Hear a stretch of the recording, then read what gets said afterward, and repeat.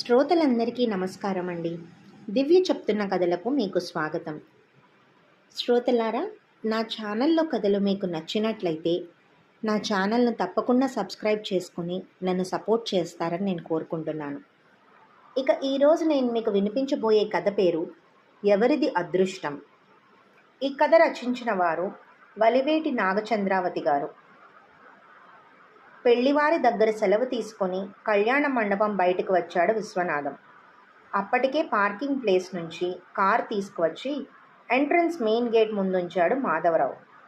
విశ్వనాథాన్ని చూడగానే డోర్ తెరిచి స్నేహితుణ్ణి చిరునవ్వుతో లోనికి ఆహ్వానించాడు. విశ్వనాథం ఎక్కి కూర్చోగానే కారు స్టార్ట్ చేశాడు. నిన్నిలా కలుసుకోవటం నాకు చాలా ఆనందంగా ఉందిరా విశ్వం. ఈ మాటలు ఫార్మాలిటీగా ఎంతో మందితోనూ చెప్పుంటాను, కానీ ఈసారేరా మనస్ఫూర్తిగా అంటున్నది. విశ్వనాథం భుజం మీద చెయ్యేసి ఆత్మీయంగా అన్నాడు మాధవరావు. మాధవరావు చేతిని తన చేతిలోకి తీసుకుని మృదువుగా వత్తాడు విశ్వనాథం, నాకు తెలుసన్న భావాన్ని వ్యక్తం చేస్తూ.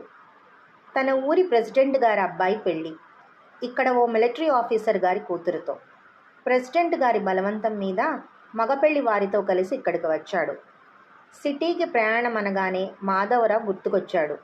బాల్యం నుంచి ఓ వయసు వచ్చేదాకా తమ మనసుకు అతి దగ్గరగా వచ్చిన మిత్రుడతను. కాలం తమని దూరం చేసినా ఆ చెలిమి తాలూకా కమ్మదనం మరుపుకు రాలేదింతవరకు. వచ్చే ముందర పాత డైరీలన్నీ వెతికి మాధవరావుకు ఫోన్ చేశాడు మొహమాట పడుతూ. నిన్ను చూడాలని ఉందిరా మాధవ. మన ఊరి పక్కన ఉన్న టౌన్ తప్ప మరో ప్రదేశం ఎరగని వాణ్ణి. ఆ మహానగరంలో నిన్ను వెతుక్కుంటూ రాలేను. వీలైతే కళ్యాణ మండపానికి నువ్వోసారి రాగలవా అని. తను చెప్పిన టైం కంటే ముందే పెళ్లి మండపంలో వాలాడు తన స్నేహితుడు. ఓపిగ్గా తను వచ్చే వరకు కాచుకొనున్నాడు. కారెక్కించి తన ఇంటికి తీసుకువెళ్తున్నాడు. 60 రకాల పదార్థాలతో తిన్న పెళ్లి భోజనంతో కాదు, మిత్రుడి అభిమానంతో కడుపు నిండిపోయింది విశ్వనాథానికి. మన చిన్నతనం రోజులు గుర్తొస్తున్నాయా విసు? అడిగాడు మాధవరావు ఆలోచనలో ఉన్న విశ్వనాథాన్ని కదిలించి. మరిచిపోయే కాలమా అది? మంద్రస్వరంతో అన్నాడు విశ్వనాథం. ఇద్దరి మనసుల్లోనూ చిన్ననాటి తీపి జ్ఞాపకాలు, ఆ పల్లెటూరు, ఆ వీధి బడి, తమ చెలిమి, జతగా చేసిన అల్లర్లు అలలు అలలుగా మెదిలాయి. ఆ జ్ఞాపకాలను తిరగదోడుకుంటూ ఆ పునశ్చరణలోని మధురిమని ఆస్వాదించటంలో సమయం ఎలా గడిచిందో ఇద్దరికీ తెలియలేదు. ఇల్లు వచ్చేసింది. ఇల్లు అనవచ్చునా దాన్ని? బంగళా అనో భవనమనో అనాలేమో. కోట గోడకున్నట్టు అందమైన పెద్ద గేటు. హారన్ కొట్టగానే గేటు బార్లా తెరిచి సెల్యూట్ చేసి పక్కకు తప్పుకున్న వాచ్మ్యాన్. సరాసరి పోర్టుకోలో ఆగిన కారు. ఇక్కడ స్విచ్ నొక్కితే లోపలెక్కడో సంగీతం పాడిన అలారం. అన్నీ అపురూపంగా అనిపించాయి విశ్వనాథానికి. పల్లెటూరులో తమ ఇంటి కర్రగేటు, పేడతో కళ్ళాపి జల్లిన వాకిలి తలుచుకుంటే మరీను. తలుపు తీసిన భార్యను నీ చెల్లెలు భువనేశ్వరి చిరునవ్వుతో పరిచయం చేశాడు మాధవరావు.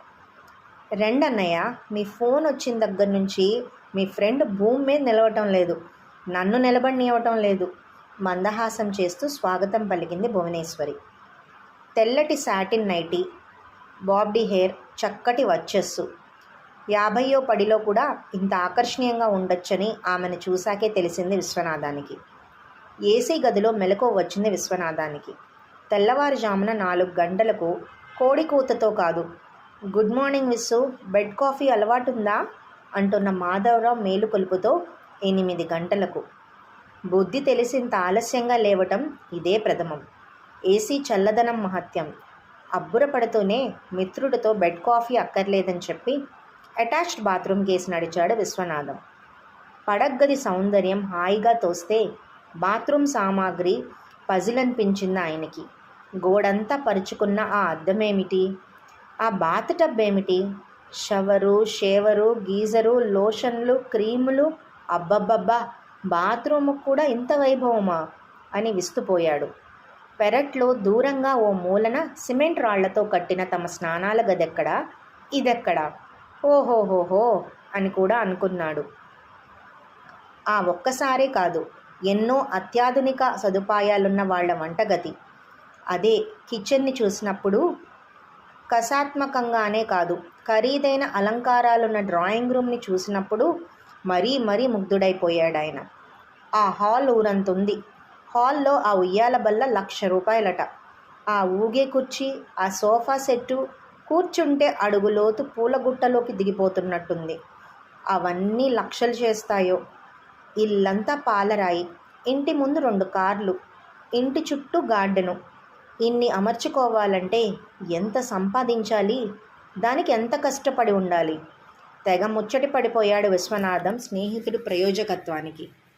బ్రేక్ఫాస్ట్కి అప్పటికప్పుడు బ్రెడ్ స్లైసెస్ని టోస్ట్ చేసి నైస్గా నైఫ్తో బటర్ అప్లై చేసి పింగాణి ప్లేట్లలో పెట్టి జామ్ వేసి భర్త విశ్వనాథానికి ఇచ్చింది భువనేశ్వరి. ఒళ్ళు అలవకుండా, కట్టిన బట్ట నలక్కుండా అంత నీట్గా, అంత టేస్ట్గా పలహారం తయారైపోవడం తెగ నచ్చేసింది విశ్వనాథానికి.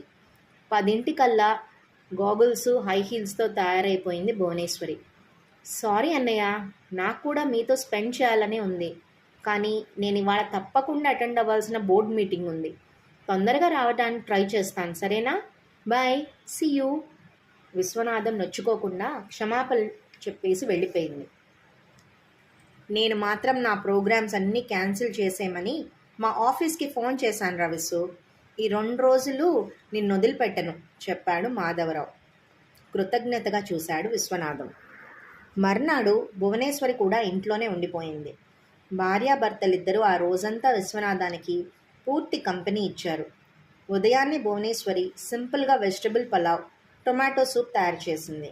బ్రేక్ఫాస్ట్ చేసేటప్పుడే మాధవరావు తాము విడిపోయిన దగ్గర నుంచి ప్రారంభించి తన చదువు, ఆ తర్వాత అందివచ్చిన అవకాశాలు, పైపైకి ఎగిసిన తన అంతస్తు క్లుప్తంగానే అయినా దాపరికం లేకుండా చెప్పుకొచ్చాడు. ఆ పైన కాలేజీ రోజుల్లో భువనేశ్వరితో పరిచయం, ప్రణయం, పరిణయాలను మధ్య మధ్యన భువనేశ్వరి విసిరేసే చణుకులకు తన చలోక్తులు జోడిస్తూ రసవత్తరంగా వినిపించాడు. విశ్వనాథానికి ఆకర్షించినవి ఆ విశేషాలు కాదు, ఆ దంపతుల అన్యోన్యత. ఇంకా ప్రేమికుల్లానే ఉన్నారు వాళ్ళు. నవ్వుకుంటూ జోక్స్ వేసుకుంటూ చాలా ఆశ్చర్యంగా ఉంది ఆయనకి. ఆయన ఇల్లాలు మేనమామ కూతురే. ఇప్పటికీ ఆయన్ని చూడగానే భుజం చుట్టూ చెంగులాక్కుంటుంది. మరి ఆ రోజు మధ్యాహ్నం భోజనాలయ్యాక కంప్యూటర్కి వెబ్ క్యామ్ కనెక్ట్ చేసి విశ్వనాథాన్ని అమెరికాలో డాక్టర్గా ఉన్న కొడుకు దగ్గరికి, కెనడాలో రీసెర్చ్ చేస్తున్న కూతురు దగ్గరికి తీసుకెళ్ళాడు. వాళ్లతో మాట్లాడించాడు. అల్లుణ్ణి, కోడల్ని పరిచయం చేశాడు. మనుమలతో హాయ్ చెప్పించాడు. అనుకున్న వెంటనే మీట నొక్కితే చాలన్నమాట. పిల్లల్ని చూసుకోవచ్చు, ఎదురు బొదురు కూర్చొని మాట్లాడుకోవచ్చు. దగ్గర లేరన్న చింతేముంటుందికా. అరటిపండు ఒలిచి అరచేతిలో పెట్టుకున్న చందాన జీవితాన్ని ఇంత సమర్థంగా మలుచుకోగలిగిన తన స్నేహితుడి వంక ప్రశంసగా చూశాడు విశ్వనాథం. ఆ రాత్రికే తిరుగు ప్రయాణం. భార్యాభర్తలిద్దరూ స్టేషన్కి వచ్చారు. ట్రైన్ కదిలేదాకా అవి ఇవి మాట్లాడుకుంటూనే ఉన్నారు ముగ్గురు. సిగ్నల్ పడింది. కిటికీలోంచి మాధవరావు చెయ్యందుకొని సెలవు మాధవ అన్నాడు విశ్వనాథం. మంచిది విస్సు అంటూనే హఠాత్తుగా గుర్తొచ్చినట్టు, అన్నట్టు నన్ను మీ ఇంటికి రమ్మని పిలవనే లేదు నువ్వు అన్నాడు మాధవరావు నిష్ఠూరంగా. ఉలిక్కి పడ్డాడు విశ్వనాథం. సమాధానం కోసం వెతుకుతూ పేలవంగా నవ్వి ఏదో అనబోయాడు. ట్రైన్ కదిలింది. స్టేషన్ వదిలింది రైలు. కార్నర్ సీట్లో కూర్చొని చీకట్లోకి చూస్తూ, ఏమని ఆహ్వానించను నిన్ను మాధవ? ఏమున్నదన్నా ఇంట్లో? వాకిట్లో మట్టి, పెరట్లో గొడ్లు. విరక్తిగా అనుకున్నాడు విశ్వనాథం. కానీ వద్దనుకున్నది జరగకూడదనేమీ లేదుగా. కర్రగేటు తెరుచుకొని ఆ ఇంటి ముంగిట్లోకి అడుగుపెట్టాడు మాధవరావు. గేటు దగ్గర నుంచి ఇంటి ముందున్న మెట్ల దాకా పస్సాల నిండా పూలు నింపుకొని ఆహ్వానించడానికి సిద్ధంగా ఉన్న కన్నెపిల్లల్లా ఉన్నాయి దారికి 2 పక్కల విరబూసి ఉన్న బంతి చెట్లు. పచ్చమట్టితో అలికిన వాకిలి. క్యాన్వాస్ మీద పేరు తెలియని చిత్రకారినెవరో శ్రద్ధగా చిత్రించినట్టుంది రంగవల్లిక. 4 అడుగులు ముందుకు వేశాడు. ఎదురుగుండా పాతబడిన దిట్టంగా ఉన్న మండువా లోగిలి, పసుపు కుంకుమలు పెట్టిన మండింగంతో పవిత్రంగా కనబడుతోంది సింహద్వారం. ఇంటి ముందున్న వరండాలో కూర్చొని పాలేరేదో చెప్తుంటే వింటున్నాడు విశ్వనాథం. అనుకోకుండా ప్రత్యక్షమైన స్నేహితుణ్ణి చూసి ఆశ్చర్యంతో ఆనందంతో తలమునకలయ్యాడు. ఓరోరి, నువ్వేనా అంటూ మాటలు పెగలనంత సంభ్రమంతో ఎదురు వెళ్ళి పొదవి పట్టుకొని మిత్రుని వరండా మెట్లెక్కించాడు. ఏదో కంగారు చెప్పా చేయకుండా దర్శనమిచ్చిన ఈ అతిథి దేవుణ్ణి ఏ ఆసనం మీద ఆసీనుణ్ణి చేయటమా అని. ఈ లోపల మాధవరావు గుమ్మం పక్కనే వేసున్న సింహాసనం లాంటి పాతకాలం వాళ్ళ కుర్చీలో కూర్చుంటే, ఇది మీ నాన్నగారిది కదూ, చిన్నప్పుడు దీనిలో కూర్చోవాలని మహా కోరికగా ఉండేది సుమా అన్నాడు హాయిగా నవ్వుతూ. అప్పటికీ స్థిమితపడి కుశల ప్రశ్నలు వేశాడు విశ్వనాథం. ఆ తర్వాత వంశీ వంశీ అని లోపలున్న కొడుకుని కేకేసి, మన మాధవరావు మావయ్యరా అని వంశీకి, వీడు మా వంశీ అని మాధవరావుకి ఒకరినొకరు పరిచయం చేశాడు. వంశీ మాధవరావుతో మర్యాదపూర్వకంగా 2 నిమిషాలు మాట్లాడి, నాన్న మామయ్య వచ్చారుగా, మీరు ఇంట్లో ఉండిపోండి, తోటకి నేను వెళ్తాలేండి, పొలంలో మందు రేపు కొట్టించొచ్చు, తొందర లేదు అని తండ్రితో చెప్పి లోపలికి వెళ్ళి తల్లికి కబురందించి పాలేరుని వెంట పెట్టుకుని బయటకు వెళ్ళిపోయాడు. వీణ్ణి బాగా చదివించి పెద్ద ఉద్యోగస్తుని చేయాలనుకున్నాను రా మాధవ, మిమ్మల్ని వదిలి వెళ్ళనని భీష్మించు కూర్చున్నాడు. సముద్రాలు దాటించాలని నాకున్నా పొలిమేర దాటనని గీత వాడి నుదట రాసుంటే ఏం చేయగలం. అగ్రికల్చర్ బీఎస్సీ చదివి నా దగ్గరే ఉండిపోయాడు. వెళుతున్న కొడుకుని చూస్తూ కొంచెం నిరాశగా అన్నాడు విశ్వనాథం. సరిగ్గా అదే సమయంలో, నువ్వు ఉండు నాన్న, నేను చేసుకొస్తాను అని సమయానికి అందాసరా అయ్యే కొడుకు అందుబాటులో ఉండటం ఎంత భాగ్యం అనుకుంటున్నాడు మాధవరావు. విశ్వనాథం మాటలు విని నవ్వుకున్నాడు. ఇంతలో మంచినీళ్ళ గ్లాస్ తీసుకొని వచ్చింది విశ్వనాథం భార్య సుమతి. నేత చీర, పసుపు రాసిన ముఖం, కుంకుమ బొట్టు, భుజం చుట్టూ కొంగు, సౌమ్యమైన చూపు, పార్వతీదేవిలా ఉంది. నమస్కారం చేశాడు మాధవరావు. పరిచయాలు పరామర్శలు పూర్తయ్యాయి. ఇక్కడే కూర్చోబెట్టేశారేమిటి, లోపలికి రండి, పలహారం చేద్దురుగాని భర్తని హెచ్చరించి వెళ్ళింది సుమతి. పద, మిగతా వాళ్ళని కూడా చూద్దు గాని లోపలికి దారి తీస్తూ అన్నాడు విశ్వనాథం. సావడి వెనకాలున్న వంటింట్లోంచి ఆడపిల్లల నవ్వులు కబుర్లు వినపడుతున్నాయి.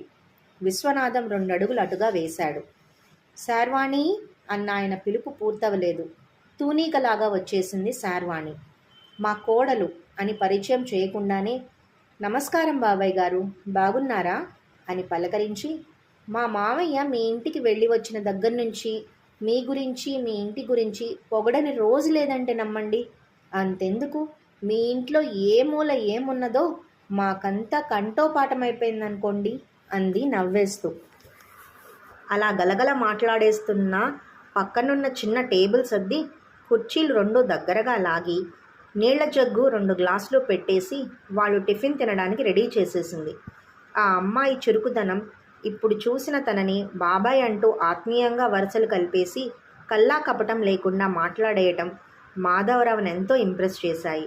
ఆ క్షణంలో శార్వాణిని తన కొడుకు భార్యతో పోల్చుకోకుండా ఉండలేకపోయాడు.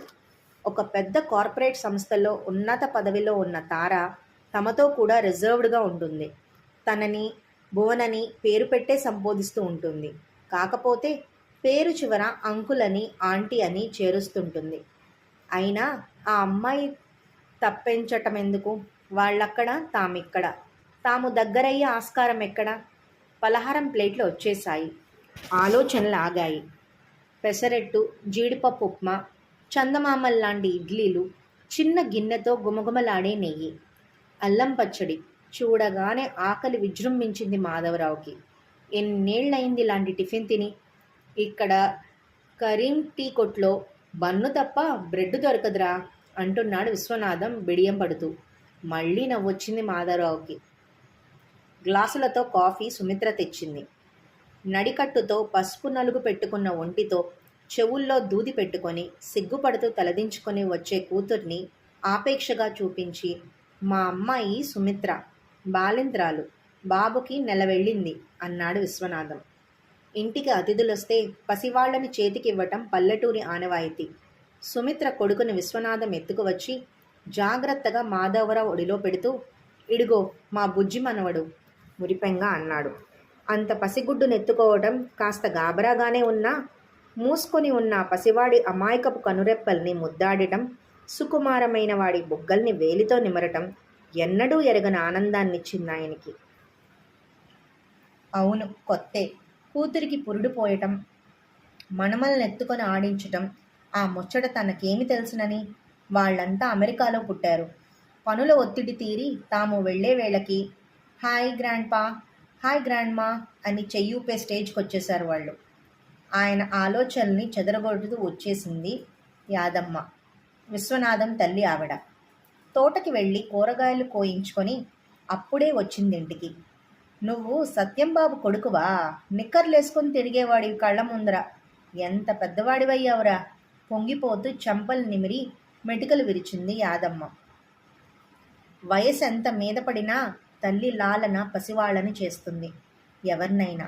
తల్లి లాంటి యాదమ్మ స్పర్శ అమ్మ మాత్రమే తీసుకోగల ఆ చనువు కళ్ళల్లో చెమ్మ చేర్చింది మాధవరావుకి. యాదమ్మ తన యోగక్షేమాలు అడిగింది. కుటుంబ బాగోగులు విచారించింది. ఇటుగా వచ్చిన కారణాన్ని ఆరా తీసింది. కారణం చిన్నదే. అతని తాతగారి ఆస్తి స్వల్పమైనదే. దాన్నిప్పటి వరకు తన చిన్నాన్నే అనుభవిస్తుండేవాడు. పిల్లలు గలవాడు. దేనికో అవసరమై దాన్ని అమ్మకానికి పెట్టాడు. దానికి తన సంతకం అవసరమైందట. పినతండ్రి ఒత్తిడి వల్ల ఇటు రాక తప్పలేదు. నిన్ననే ఆ పని పూర్తయింది. ఇంత దూరం వచ్చి మిత్రుణ్ణి చూడకుండా వెళ్ళబుద్ధి కాలేదు. దానికి తగ్గట్టే కారు ట్రబుల్ ఇచ్చింది. చీకటిలో డ్రైవర్ని స్పేర్ పార్ట్ల కోసం టౌన్కి పంపి తను ఇటు వచ్చాడు. మంచి పని చేశావు మనస్ఫూర్తిగా అంది యాదమ్మ. ఈ పూట నా చేతి వంట రుచి చూద్దువు గాని. నీకు పెసరపూర్ణాలు ఆవపెట్టిన పులిహోర ఇష్టం నాకు తెలుసు అంటూ లేచింది. ఆవిడ జ్ఞాపక శక్తికి ఓపిక్కి విస్తుపోయి, నీకెందుకమ్మా శ్రమ అని మాధవరావు వారించినా వినిపించుకోలేదావిడ. చూసావుగా, అది వరస. ఒక్క క్షణం ఖాళీగా ఉండదు. అమ్మదే పెద్ద బెంగైపోయిందిరా మాధవ. నాన్న పోయాక ఆరోగ్యం బాగా దెబ్బతింది. 2 రోజులు లేస్తే 4 రోజులు పడక పెడుతుంది. అమ్మ పడుకుంటే నాకు పిచ్చెక్కినట్లుగా ఉంటుందనుకో. కాస్త విశ్రాంతి తీసుకోమ్మా అంటే వినదు. విశ్వనాథం విసుగులో తల్లి మీద అంతులేని అభిమానమే కనిపించింది. అమ్మా నాన్నల సంరక్షణలో నిశ్చింతగా ఎదగటం, ముదిమిలో వారిని తన సంరక్షణలో సేద తీర్చటం మనిషికి గొప్ప తృప్తినిస్తుంది. ఆ తృప్తి విశ్వనాథం మొహంలో ప్రస్ఫుటంగా కనిపించి అసూయగా అనిపించింది మాధవరావుకి. ఆ భాగ్యం తనకు దక్కలేదు. చిన్నప్పుడే చదువు పేరిట వారికి దూరంగా పెరిగాడు. తను MBA చేస్తూ అమెరికాలో ఉన్నప్పుడు వారిని పూర్తిగా పోగొట్టుకున్నాడు. జీవితంలో ఎన్ని విజయాలు అందుకుంటున్నా ఆ లోటు ఏ మూల నుంచో తన్ని వెక్కిరిస్తూనే ఉంటుంది. అన్నట్టుగానే అరిటాకు నిండా అదరవులు నింపి భోజనానికి పిలిచింది యాదమ్మ. చల్లటి నూతి నీళ్లతో కాళ్ళు కడుక్కొని వాల్చి ఉన్న పీట మీద పాత పద్ధతిలో బాసింపట్టు వేసి కూర్చున్నాడు. ముందున్న ఆకులో అన్నీ తనకిష్టమైనవే. తిని ఎన్నాళ్ళు కాదు ఎన్నేళ్ళయిందో. బ్లడ్ ప్రెషరు, షుగరు, పథ్యం, డైటింగు లాంటి అభ్యంతరాలన్నీ ఆ రోజు పక్కకి పెట్టేసి యాదమ్మ పక్కనే కూర్చొని కొసరి వడ్డిస్తుండగా పదార్థాల మీదకి దాడి చేశాడు మాధవరావు. సహపంక్తినే ఉన్న విశ్వనాథం మటుకు ఏం తింటున్నాడో ఏమీ అంతుపట్టడం లేదు. ఒక పక్కన మనవరాలు వీపు మీద ఉప్పు బస్తాలా ఊగుతూ మనవడు. చేతికి తీసుకున్న ముద్ద నోటిదాకా రానివ్వటం లేదు వాళ్ళు. పులుసులో ముక్క పెట్టమని ఒకరు, పులిహారలో జీడిపప్పు పెట్టమని ఒకరు మారాం. అవన్నీ ఏరి వాళ్ళకి మార్చి తినిపించటంలోనే సరిపోతోంది. ఇంకెక్కడ తిండి? అయినా విసుగంటూ కనిపించదే విశ్వనాథం మొహంలో. పైగా ఎంతో ఇష్టమైన పని చేస్తున్నట్టు చిరునవ్వు. అతి కమనీయంగా ఉన్న ఆ దృశ్యాన్ని పదే చూడబుద్దయింది మాధవరావుకి. ఆధునిక జీవితం సున్నితంగా మనసు ఆహ్లాదపరిచే ఇలాంటి ఆనందాలన్నిటినో తనకి మిస్ చేసింది. ఎవరూ చూడకుండా నిట్టూర్చాడు మాధవరావు. సాయంత్రం అలా తోటలోకేసి వెళ్లారు. కొబ్బరి బోండాలు దింపించి నీళ్లు తాగారు. రాత్రికి పడమటి వైపు గదిలో స్నేహితులిద్దరికీ పక్కలు పరిచింది శార్వాణి. డబల్ కాట్ లేదు, డన్ల పరుపులు లేవు, ఏసీ అసలే లేదు. ఉన్న ఒక్క ఫ్యాను గుర్రుమంటూ పెద్దగా శబ్దం చేస్తుంటే అది కూడా ఆఫ్ చేయించాడు మాధవరావు. పారిజాతం పూల నుంచి సుగంధాలు మోసుకొచ్చి పడమటి వైపునున్న కిటికీలోంచి విసిరి విసిరి రువ్వుతోంది గాలి. సావిడి పక్క గదిలోంచి పసిపాప ఉంగా ఉంగా ఓకుళ్ళు ఉయ్యాల ఊపుతూ సన్నని స్వరంతో అమ్మమ్మ పాడే రామలాలి జోలపాట, సన్నగా సాంబ్రాణి వాసన. పక్క మీద వాలిన 10 నిమిషాల్లోనే విశ్వనాథం చెబుతున్న కబుర్లు వినిపించటం మానేశాయి మాధవరావుకి. మెలకువ వచ్చేసరికి కారు వచ్చేసింది మావయ్య చెప్తున్నాడు వంశీ. గంటలో తయారైపోయాడు. అతన్ని సాగనంపడానికి ఇంటిల్లిపాది కారు దగ్గరకు వచ్చారు. పేరు పేరున అందరితో వెళ్ళి వస్తానని చెప్పాడు మాధవరావు. అరిసెలు సున్నుండలు ప్యాక్ చేసి కారులో పెట్టింది శార్వాణి. అమ్మాయిని మా పిండి వంటలు రుచి చూడమన్నాయనా చెప్పింది యాదమ్మ. నవ్వి కారెక్కాడు మాధవరావు. కారు కదిలింది. తల బయట పెట్టి చెయ్యి ఊపుతూ వెళ్ళి వస్తాన్రా విశ్వం అన్నాడు మాధవరావు. మాట రాక తలూపాడు విశ్వం. మాధవరావు కళ్ళ ముందు నుంచి మమతల కోవెల లాంటి ఆ ఇల్లు, మమకారాలు పంచటం తప్ప మరే డాంబికాలు ఎరగని ఆ కుటుంబం, ప్రశాంతమైన ఆ ఊరు మెల్లమెల్లగా జరుగుతూ కనుమరుగవుతున్నాయి. ప్రేమానురాగాలు పంచిపెట్టే నా అన్న వాళ్ళంతా చుట్టూరా ఉంటే అష్టైశ్వర్యాలెందుకు? ఉన్నదానిలో తృప్తిగా ప్రశాంతంగా బతకటం అంటే సుఖమెక్కడుంది? వాటిని శాశ్వతంగా పొందగలిగిన విశ్వనాథం ఎంత అదృష్టవంతుడు అనుకున్నాడు మాధవరావు. దూరమైపోతున్న కారును చూస్తూ ఈ దుమ్ము ధూళి మోటుతనం అనాగరికం వీటన్నిటిని వదిలించుకొని స్పాంజీ పరుపులు పట్టు తివాచీలు ఉన్న మేడల్లోకి కంప్యూటర్లు నెట్టు ల్యాప్టాప్లు విమానయానాలు ఉన్న అద్భుతంలోకి సాగిపోతున్న నా స్నేహితుడు మాధవరావు ఎంత అదృష్టవంతుడు అనుకున్నాడు విశ్వనాథం. ఈ కథ ఇక్కడితో సమాప్తం. తిరిగి మరో చక్కటి కథతో మళ్ళీ కలుసుకుందాం. అంతవరకు సెలవు. నమస్కారం.